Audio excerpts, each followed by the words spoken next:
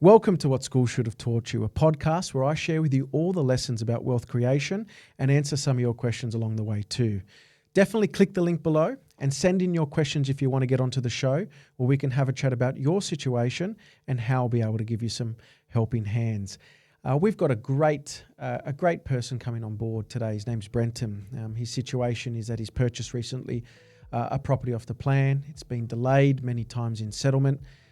It's a land contract and also a build contract. He's given a deposit on both the land and the build.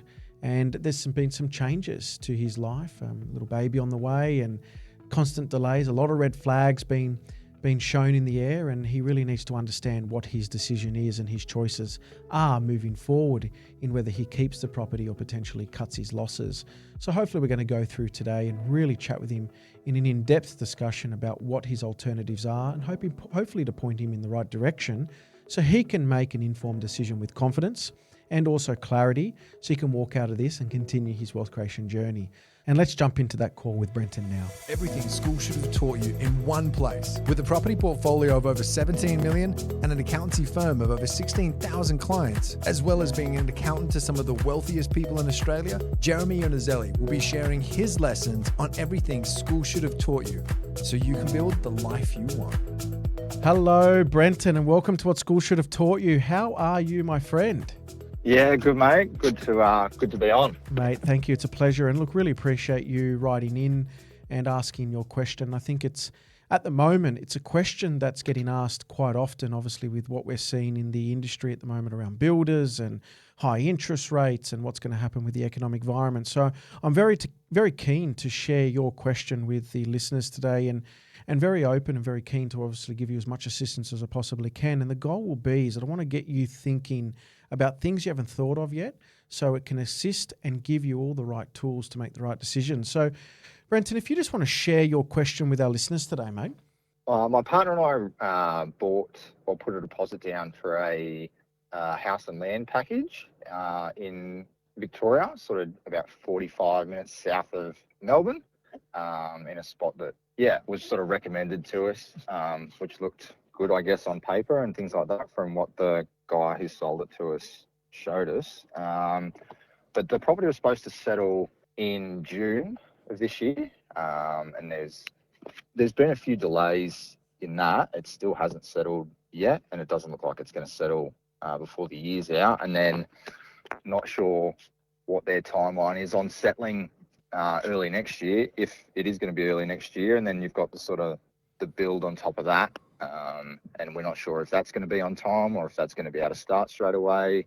A lot of headlines in the news sort of saying how short we are on builders and how much delays there are. So my question sort of was around, should I ride this out?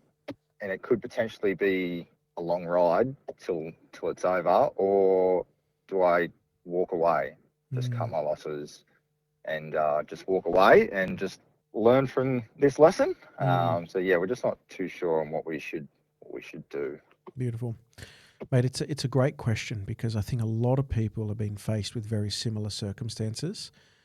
We've had significant rising cost in building, lots of delays, shortage of labour, developers obviously starting to get sweaty palms, some people holding off on purpose to keep prices up, and some developers they can't get rid of it quick enough. So, mate, I appreciate you asking that question today. And there's a lot of things that we're going to touch base on, a lot of questions I want to ask. So number one, is this particular property that you've purchased off the plan, this house and land package, 45 minutes south of Victoria, is this a premise that you and your partner are wanting to move into and create a home for, or is this always going to be for investment purposes? No, purely investment. And the way you purchased this particular property, have you purchased it in your own name or joint names between you and your partner? Joint names. Joint names. Joint names. Joint names. So you've probably put down your 5 or 10% deposit to secure the land at present. Is that correct? Yeah. So 5% deposit on the land, 5% deposit on the build. So you've already put that 5% deposit on the build. Yeah, so there's two separate contracts to this as well. So you've got the contract with the developer and then the contract with the builder. So we put 5% on each of those. Beautiful. Now, I won't ask too much questions about the builder, but are you confident that the builder can deliver a particular product? You've seen their products in the past, or? From what we were shown, do you know what I mean? Like, I know I should have done probably more of my own due diligence. But I sort of trusted the guy who was selling this to me. He's actually, I actually know him on a personal level. Yep. So I sort of trusted more of what he said, but that's sort of my mistake. I should have looked maybe further into it. But from everything I've seen and what he showed me, everything looked fine. That's sort of why we went ahead with it. Beautiful. And the question more so is the confidence. You're confident that the builder will still be around and can deliver this particular product? Well, I was confident, but I mean, like with the delays in the settlement so far, and with the company that sort of gave us the intro to this, with their lack of information and lack of communication on that as well, like everything's prompted by me saying, "Hey, how are we going with this? Is this on track?" And then it's like a few days later, I might get well, we're looking to settle, and it's a month later than what I was told last time. Yeah, you're right. It doesn't give you a lot of confidence, right? You've had a lot of milestones, which a lot is just of promises. sort of why I'm thinking a bit more about this and like, do I cut my losses? Like this could drag out for quite a while, especially if there's delays on the build as well. And what you've got is costs. You've got those holding costs. Once that land settles, you've now got an 80%, 95% loan on the land, which you've got to carry all of the expenses associated with that land as well, council rates and interest and holding costs. There's no tax deduction, immediate tax deduction on that. You will be able to capitalise those expenses, which means that you'll be able to claim them when the property's sold in the future. Just keep in mind for everyone that's listening, in this particular case where Brenton's purchased an investment property, all of the costs associated with holding the property up until the time that Brenton gets an occupancy certificate, as long as he still considers it to be available for rent, all those costs are capital in nature. So Brenton, all these costs that you're going to be incurring while holding the property during its duration of the settlement of the land and then the duration of the actual build itself, those costs aren't going to give you or your partner any tax benefit.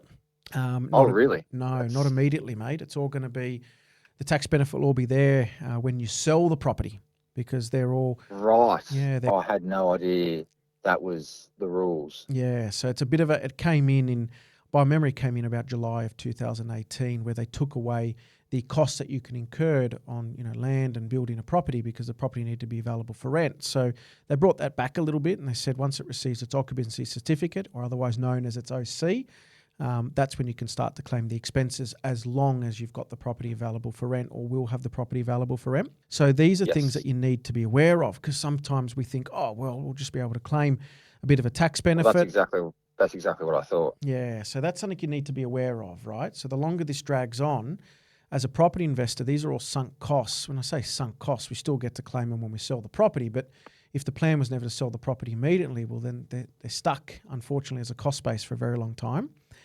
The challenge at the moment, and I will share with you a lot of challenges I'm seeing with a lot of other clients in very similar positions to yourself, is by the time they buy the property, build the property, and then add up all of the holding costs to get it to a point where it's available for rent, in some circumstances, people are spending up to around about 10 to 15% of the property's value in holding costs.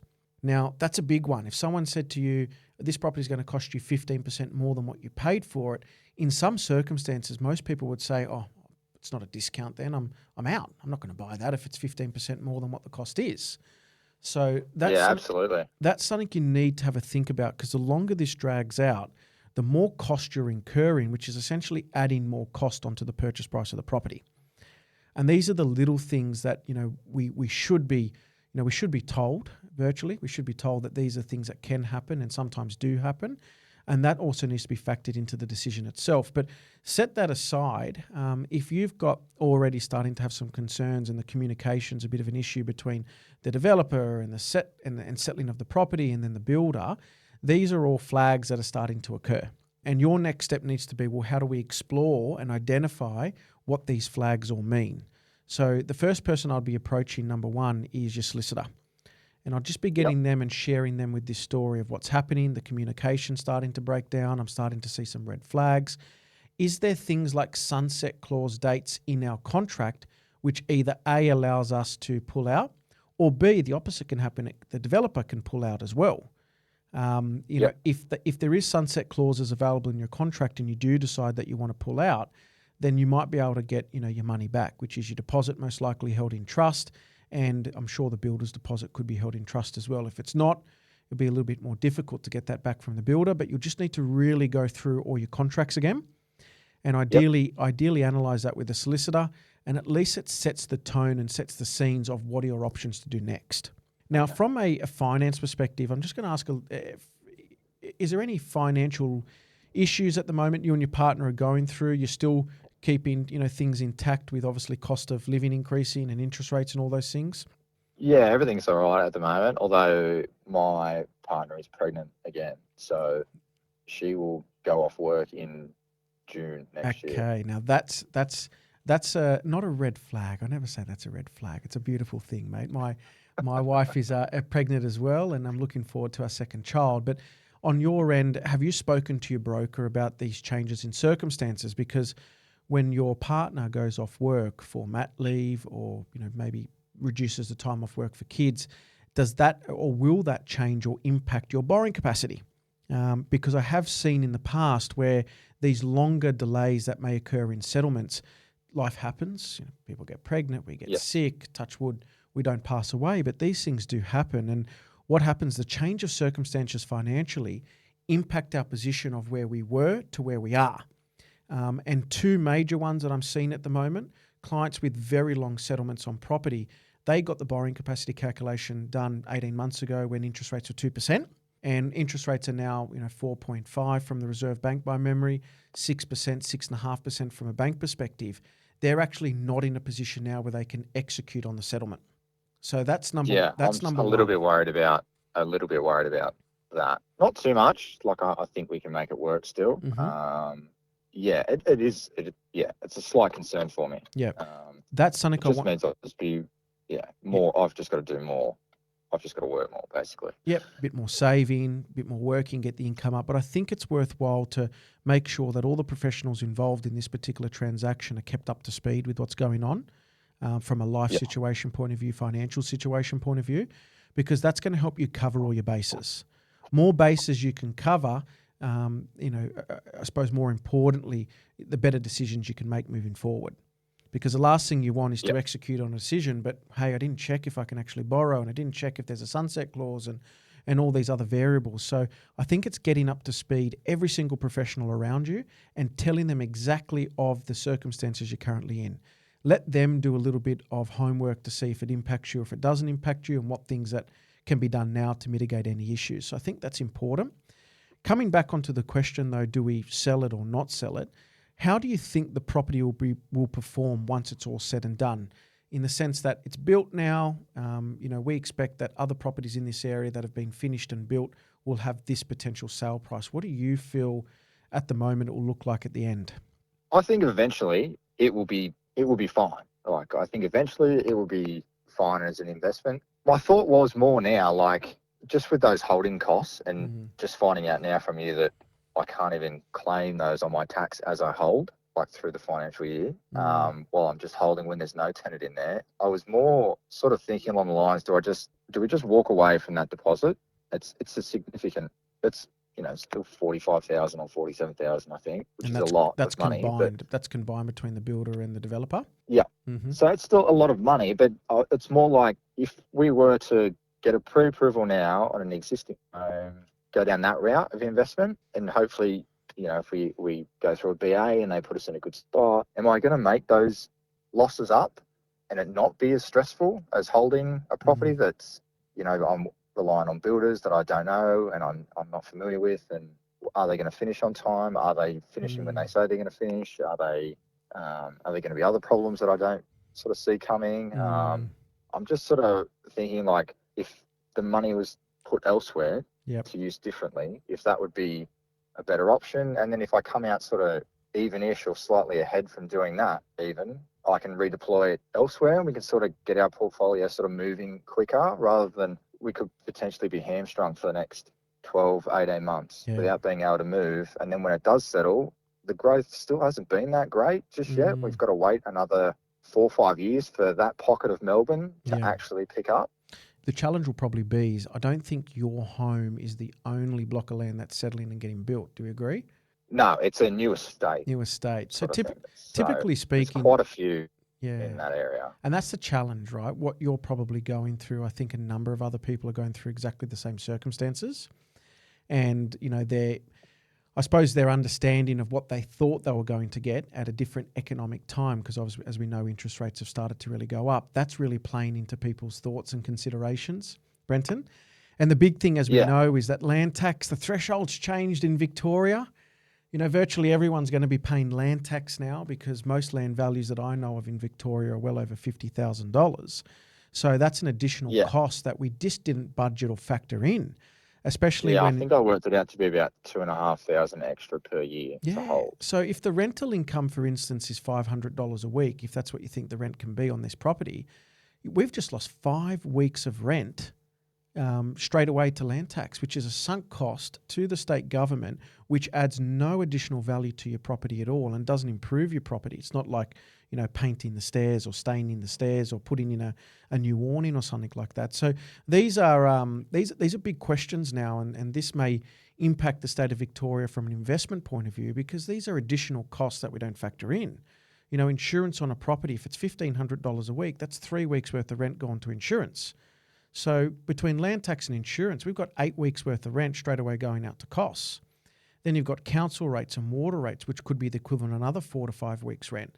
The way I calculate it is really the rental income to assist in paying the debt, instead of being 52 weeks, we're now down to like 40 weeks. 40 weeks worth of rent to cover the debt before even any money starts to come in your back pocket.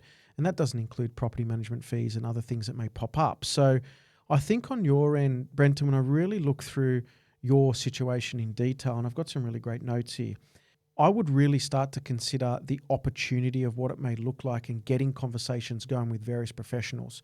First person I'll be having a chat with straight away to set the scene is the mortgage broker. This is what's happened. This is our situation financially. This is where we are. Can we still borrow at today's rates? And if the answer is it's a touch and go, it may be not, then you need to think about, well, am I willing to take that risk? Because the last thing that we want is for the developer to go all the way through to settlement and you can't settle on the property. Then there's not an opportunity to potentially rescind the contract. You might be losing more than just the 5% deposit you put down on the build and on the land itself. The other option that you do have is having a chat with the solicitor. Are there any sunset clauses that are available to us that work in our favour, that they've missed a certain amount of dates now and they can't tell us when they're going to settle? Is there a specific date that we have that we can actually pull out of this particular deal with no loss to us? Get an understanding of all the covenants in the contract and what's available to you under, for your protection. That's first and foremost. And what's not available to you. You'd like to know what all the repercussions are as well if you do decide to pull out, if that's one of the key considerations.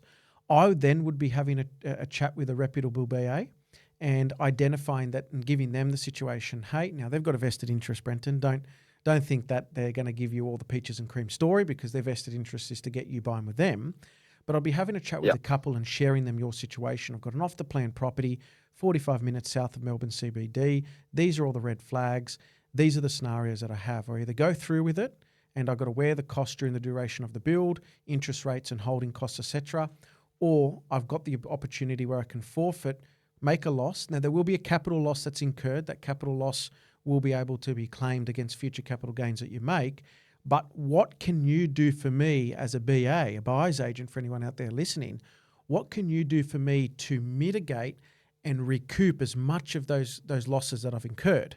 Because if I can incur $47,000 loss now, but make that back in the space of 12 months by buying in a rejuvenated, gentrified and in-demand area, well, then I look at it as a cost of doing business. If I'm going to lose 50 grand here, but make 70 grand on the other side, to me, I've made $20,000.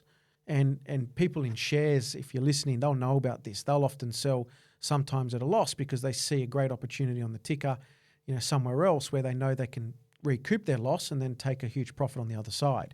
So I'd really think having a chat with a good reputable or a number of reputable BAs to share your story and give them a bit of, get them to give you a bit of an understanding of where they think they'd be putting their clients or you to recoup your loss in the quickest possible time. Yep. I would be getting a really good understanding of what your numbers would look like, Brenton, as well. I want to know what your numbers look like when that property settles. When that land settles, what are you up for monthly as a cost of holding that land? What are you up for monthly when you start to progress through with the build? Because, if you're up for, say, $3,000-$4,000 a month in repayments, that's, say, give or take $36,000 to $48,000 a year. That's money that's going to go out the door before any rent starts to come in and get some tax deductibility around it. Well, that needs to be factored into the decision. That's extra cost that's going on top of the property. Also on the building contract, potentially it might not be fixed. There might be some force majeure clauses in there which allows for increasing costs, and all of a sudden you're up for more money to spend on the build. These are all important things, and many people would probably say this is an opportunity for me to walk away because I thought I would be spending X. I'm now spending significantly more, which is Y, and I'm not going to get the level of return on the other side. Best to get off this ship before it crashes and then find a new ship to take me to the destination. But I think you having a chat with those various professionals, you getting a good fundamental understanding of what your numbers will look like as you go through the build scenario and the settlement scenario, that's going to really give you the clarity to be able to make the right decision to move forward. But if it's not going to impact you too much and you're not losing too much opportunity as well, the property market can be quite kind to us in the long term, but it's just a matter of how long do we want to wait and how much of our opportunity is being tied up in this particular investment. I've exited investments very early, well before my intended business plan of that investment. I've exited, I've cashed out, but what I've done is I've always moved it into another investment which I thought which would perform much better. Now, in hindsight, I probably exited some of those investments too early, but when I look at what that property's worth today and what I've made on entering into a new property after exiting that, I've always been a winner. Now, not going to win every time. There's always going to be some time that catches up to me. But at the moment, every time I've exited a particular property and people say, keep property for the long term, it always grows. And my argument is to everybody that, yes, if you bought a pen in 1960s, that pen would cost you 2 cents. Today, that pen costs you $5.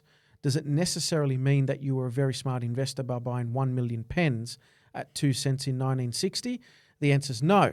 Because if you bought 5 houses for $5,000 in 1960s, I guarantee it's going to be worth a truckload more than 1 million pens. So they're the things that I really want to get you thinking about, Brenton. Yep. Professionals, I think action points are, number one, professionals, chatting with all the relevant professionals involved in the transaction. Number two, really important, get your numbers rock solid. You need to have a good fundamental understanding of what this damn thing is going to cost you during the duration of the hold. You need to get a good fundamental understanding of this build contract and if they are going to build this property at the specified price that you signed the contract as. My gut feeling is builders at the moment are all saying, hey, this is a little bit of the extra cost that we need to pass on. And to be very fair, they're well in their own right to do so because there's a lot of cost increases that have occurred in the last 2 years. But in the end, it's you as the end consumer which is going to be forking the bill. But that's part of my thing. Like, that's part of my worry is that because we have a set price on a contract where they might not be making as much, we might get put in the middle of the pile. And we're not going to be one of the first ones that's sort of being made a property if the builder isn't going to make his margin on it. Like it's natural. I'm just worried about how long it's going to take and the holding of it really, and especially after your first point that you made about it not being tax deductible. That point there was something I didn't know, because I sort of thought I would be able to recoup a little bit of it at the end of each financial year until I had tenants in there. Yeah, and that's the trouble. That's the trouble, right? It's the right information wasn't presented at the very start, and that would have altered or changed your decision. Yeah, well and good when interest rates are 2%, but when they jump up to 6.5%, money has value now. Well, our original figures were done on 4%. If interest rates got to 4%, and that was when we signed, it was rates were at 2%. Yeah, sort of thing. So we were thinking, well, if they double, we're still sweet. Now they've doubled and a half, and a bit. Well, they've tripled essentially, right? Yeah, so 2%'s gone to 6%. It's a challenge. Yeah. No, it is a challenge, and some people, and you've got to ask yourself. Many investors will ask themselves out there, would I have bought that property with interest rates at 6.5%? Most people would probably say I wouldn't have. And then the argument needs to be said, well, why are you keeping it? But I do feel in my bones that interest rates aren't going to stay this high forever. As much as they were low for a good couple of years, we all said it was too low and never going to be like this forever. And they are much higher now. And again, I can probably comfortably say that they're not going to be this high forever, but they will tend to go back to their average, which is anywhere between about 4 to 5% in the long term. So we're a bit above the long-term average, but we're well below the long-term average for a long time. I think, coming back to the action points, Brenton, getting the professionals all on board, absolutely squeezing every bit of juice out of their brain or their orange, depending on which way you want to look at it, but every bit of juice out of their brain to get all the facts and information that you need to make an informed decision if you move forward. Buyer's agent, accountant, solicitor, I think, and the mortgage broker. You've got to have a chat with all of them and get them on board. The second action point is once you start to have all that information, you've got to put together your numbers. What's this damn thing going to cost me? And then just add a bit more on top, just in case. I want you to go back to the builder. I know you've got a fixed price contract, but I've seen many fixed price contracts being altered now because of a substantial increase in building costs, and builders are going back to people saying, hey, we need a bit more money to make this work. I think if you do carry forward with it, you've got to work with the builder. Because you're right, no business owner wants to start a project where they're going to lose money. And I wouldn't feel passionate, me as a business owner myself and an accountant, I wouldn't feel passionate about helping someone if I knew from the very start that I was absolutely 100% losing the whole way through the journey. Because life is all about reciprocation. I help you, you help me, and there's a transfer of wealth in between. But in the end, we're both growing together. But if one person's growing and one person's failing miserably, it's never a happy relationship. So I think that's a very key consideration you need to take into account. If all roads and all arrows point south, Brenton, I think that's your answer. I think that's your answer. And sometimes it's not a bad thing to cut your losses as long as you've got something else to move into. Pick yourself up. Don't look at yourself and saying, I'll never go back into, property or investing again because I had one bad bite. I can tell you of many, many people in business that have been bankrupt multiple times and came back on their third and fourth time and became millionaires, in the space of a couple of years. So the one thing I can say is through misery, the phoenix rises, and you will learn a lot of lessons, and it will make you a much better investor for the future. But if there's some roads pointing south and some roads pointing north, and there can be compromises made between, I think it's not necessarily a bad thing if you do decide to suck it up and go through with it, because again, we all know in the long term property will be kind, and there will be some great tax advantages that come from owning the property post completion, like really good depreciation on the brand new property. Although we should never invest for depreciation, we always need to invest on the property on its own merits. But again, I can definitely say probably in the long term it will bounce back as the supply and the demand starts to equalise. You've also just got to factor in with a couple of agents what the rent would be on that property, and taking into account what the new costs to hold that property are as well. Because if the opportunity does present itself that once it's complete, there's a potential to maybe sell it to get your money back or maybe plus some, and the numbers for holding this particular property, Brenton, are a shocker, that might be an opportunity or an alternative for you as well. Yeah. So there's a lot of unknowns at the moment, and I think that's what's adding to a bit of, not the fear, but a bit of the uncertainty. And I think once you start to go through the various professionals, put together your numbers of what this property will look like now at current rates with current costs involved, such as the land tax, which you've done a bit of research on, I think that information is going to give you clarity and give you a lot more confidence in making the right decision moving forward. Yeah, no, that's good information. Mate, are there any more questions? Or is there anything else that I can really, help you on? Because what you're going through is there's many people in your position and situation.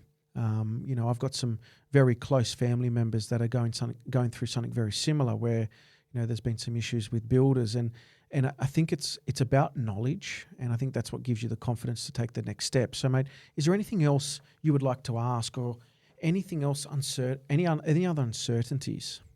Oh, it's more like that was my main question was around like walking away or sticking it out. But if I were to walk away, have you got any? Is it just sort of talk to my solicitor, get him to review the contracts, or are there any other ways in getting out potentially that you know of, or solicitor? Solicitors, Okay. If there is a will and there's a way and the solicitor's good enough, they'll try to find something there to get you out of this particular contract. And that's the nasty thing about contracts, right? They're legally binding. But if there's an opportunity where if you can walk out of this unscathed, you've got to really, not put the hard words on the solicitor. I won't say that. Poor solicitors that are out there, I'm sorry. But you've really got to, get the solicitor working in your favour and really to go through it with a fine-tooth comb to see what things you can do to exit the contract if that's the way that you decide to go. Because no one wants to lose 47 grand, right? And if there's an opportunity that you even maybe can do a deal, not. maybe you can do a deal with the builder or developer. It could be worthwhile the solicitor having a chat with them and saying, hey, look, while we want to exit it because of these particular reasons due to uneconomic, foreseen circumstances, can we maybe cut some of the losses and share some of that in the sense that rather than paying you 5 and 5, can I get back 2.5 and 2.5? Yeah, I did approach the business that has sold this to me and asked them with some assistance to sort of help on sell it. Yeah. But yeah, they declined that. Yeah, I think, look, they've got you to where you are now in the sense of purchasing that property. It's really up to you and your solicitor to chat with the owner of that land, the developer of that land, because if there's an opportunity where you can, kind of walk out and maybe they might have an opportunity of reselling this land, maybe at the same price or more than what you purchased it at. That could be something. But again, it's the conversation and the dialogue you need to open up between the solicitors. And I think that's going to be a very important call for you if you do decide to progress with handing back the property. Because wherever possible, mate, you've got to work towards preserving your capital. You've got to make sure you can protect that as much as you can. But don't feel sometimes in the preservation of capital, it's worth throwing much more good money after bad money. Yeah, okay. I think that's an important concept to take into account. Sometimes if that ship is going to run aground, you just try to get off it and not be on it at the same time. Yeah, okay. Anything else, Brenton, mate? Is it kind of a bit of a clear path for you now of what to do next in your situation? Yeah, definitely. I'll definitely approach my solicitor and get his thoughts on things and see if he can go through things and find.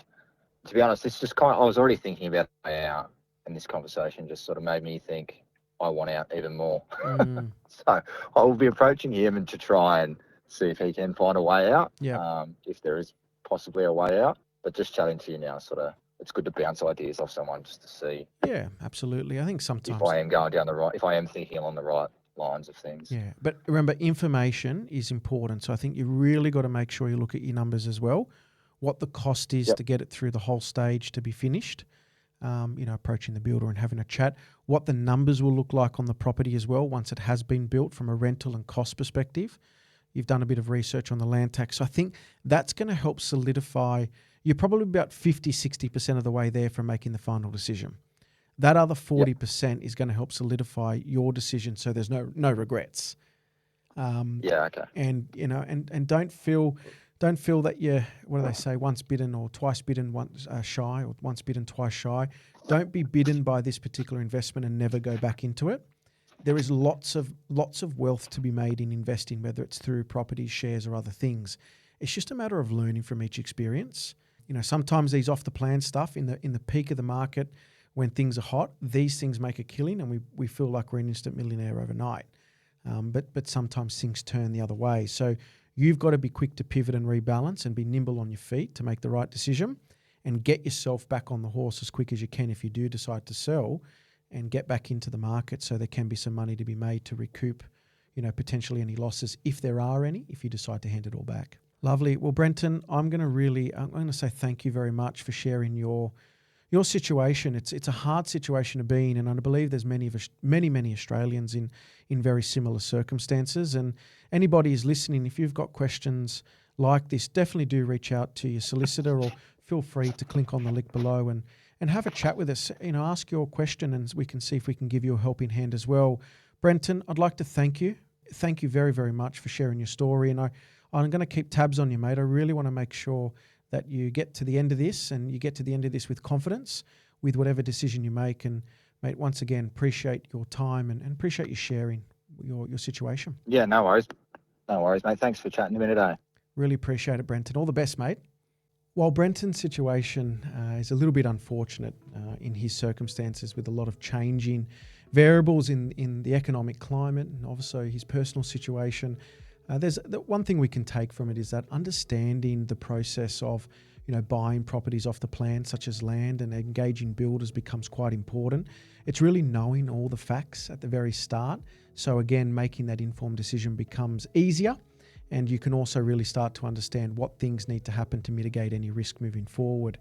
A couple little things that we want to identify is that, yes, making sure that you're very close and keeping in constant contact with all the professionals is important, such as the broker, and updating them of what your situation is, and solicitors, finding out what your potential entry and exit strategies are for the particular structure or deal itself. They're all important things that we need to take in consideration. And I think once Brenton really starts to get a better understanding of the numbers moving forward and what the costs will be, and more conversations with the builder and more conversations with the solicitor, a lot of things are going to fall into line for him, and it'll be much easier for him to make a confident decision about his steps moving forward. So big things from a takeaway perspective, it's really making sure that, again, the facts are presented to you from the very start, giving you indication of the path to move forward, and making sure that you've got variable different exit strategies that you can implement and adopt at any point in time. Love to keep in touch with Brenton. I really want to understand and see what he does moving forward. And again, click the link below. If you've got some questions that you want to send in, click the link below, and I'm more than happy to see if we can give you a helping hand or some words of wisdom. This is what schools should have taught you, and I'm Jeremy.iannuzzelli. We'll see you next week.